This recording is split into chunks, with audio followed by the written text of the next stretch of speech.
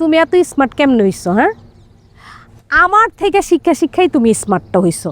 অতএব আমার সামনে এত স্মার্টগিরি ফলাইতে আইসো না। আমি কিন্তু এখন তোমার স্বামী না, আমি এখন ট্রেনার, একজন শিক্ষক। আর শিক্ষকের মুখে মুখে কথা বলবো না। শিক্ষক যদি ঠিক বলে তাও বলবো হ্যাঁ, শিক্ষক যদি ভুল বলে তাও বলবো হ্যাঁ। তেল ছাড়া পরোটা, তেল ছাড়া পরোটা।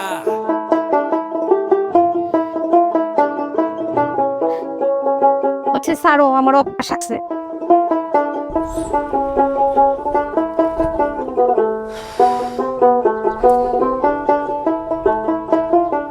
কি আপনারা কেমন লাগতেছে? ভালো লাগতেছে না? চলো তোমাকে একটা কথা বলি। এই যে মনে করো যে আমরা নৌকায় উঠছি, ওইটা এখানে নামলাম, নৌকা থেকে নামলাম, এটা কিন্তু আমাদের ট্রেনিং এর অংশ, বুঝতে পারছো?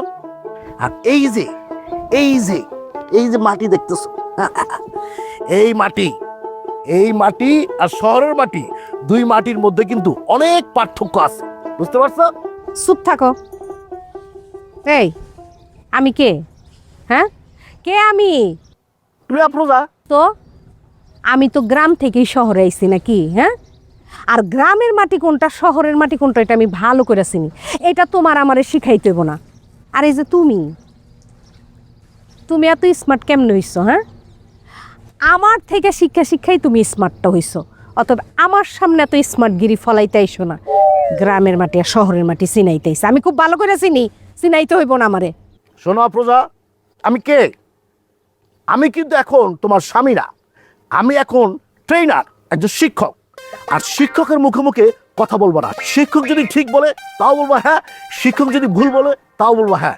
খালি হ্যাঁ হ্যাঁ হ্যাঁ হ্যাঁ ছাড়া কোনো কথা হবে না, বুঝতে পারছো? ওইসে বুঝতে পারছি। আবার কিন্তু তুমি মুখে মুখে কথা বলতেছো।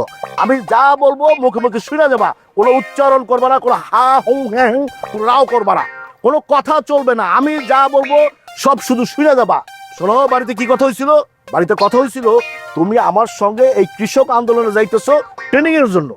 সেখানে কিন্তু কথা হয়েছিল আমি যা যা বলবো তুমি শুধু হ্যাঁ হ্যাঁ করে দেবা, কোনো কথা চলবে না।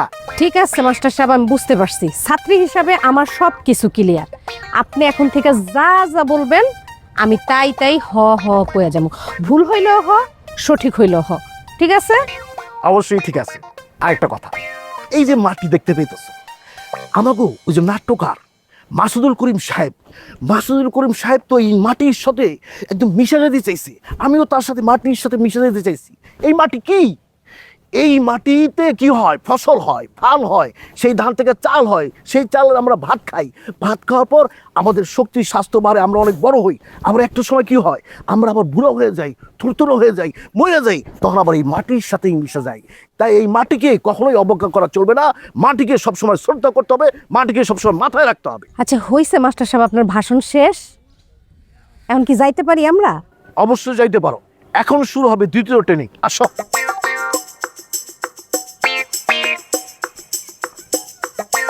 আসো।